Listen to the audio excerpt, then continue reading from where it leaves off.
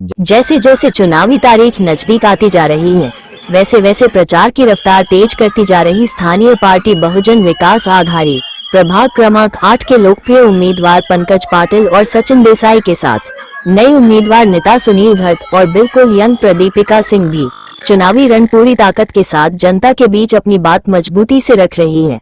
प्रभाग का पूरा पैनल दिन रात जनसंपर्क में लगा हुआ है। सभी उम्मीदवार जनता से अपने पक्ष में वोट करने अपील कर रहे हैं। जनता का भी भरपूर जन समर्थन मिल रहा है, जिससे सभी उम्मीदवार अपने अपने जीत के प्रति आश्वस्त हैं। चुनावी रैली भारी भीड़ के बीच कुछ समय निकालते हुए प्रेस वार्ता दिए सभी सवालों का जवाब। देखिए पूरी रिपोर्ट। इतना बड़ा सरगर्मी मचा पड़ा है पूरे वसई विरार में, तो कहीं ना कहीं बहुजन विकास आघाड़ी का पर्दा भारी दिखते हुए नजर आ रहा है पूरी जनता को। क्या कुछ कहेंगे अपनी जनता से आप? वसई विरार तालुका में, वसई विरार महापालिका में हमेशा बहुजन विकास आघाड़ी लोकनेता उपेंद्र ठाकुर का जलवा हमेशा दिखा है।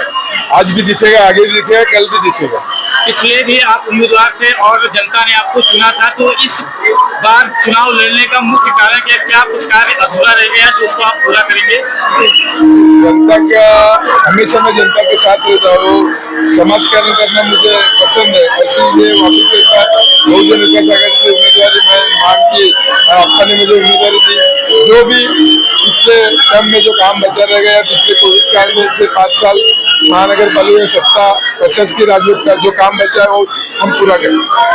आप भी यहाँ के पुराने नगर सेवक रह चुके हैं। पिछले 5 सालों में चुनाव नहीं हुआ था, तो आज जो चुनाव हुआ है तो किस तरीके से आप सभी पार्टियों को पराजित करेंगे? उसके पीछे आपकी निर्णय और नीति क्या है? देखिए, 2015 में चुनाव हुआ था, उसके 2020 के बाद कोविड कार्यकाल में प्रशासकीय राजवट थी और सभी को ये लग रहा था कि हम लोग नगर सेवक है, लेकिन वो भावना उनकी अच्छी थी कि वो आज भी हम लोग को नगर सेवक मानती है, क्योंकि हमारे बहुजन विकास आघाड़ी का कार्य, लोकनेता नितिन ठाकुर का कार्य, आने वाले जितने भी हमारे सामने कैंडिडेट है उनको मालूम पड़ गया है कि अब की हवा है बहुजन विकास आघाड़ी की है। वो अपना एक प्रोटोकॉल कर रहे हैं, लेकिन आने वाले कार्यकाल में बहुजन विकास आघाड़ी के चारों कैंडिडेट और वसई विरार शहर मार्ग में 115 नगर सेवक बहुजन विकास आघाड़ी रहे हैं और जनता के बहुमत से वसई विरार शहर मार्ग पर महापौर बहुजन विकास आघाड़ी का ही रहेगा।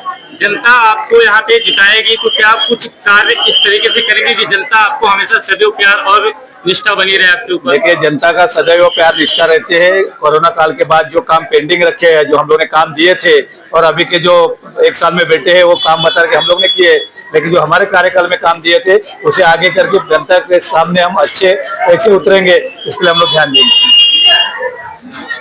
सुनीता जी, आपको पहली बार उम्मीदवारी दी गई है बहुजन विकास आघाड़ी से, क्या कुछ कहेंगे आप?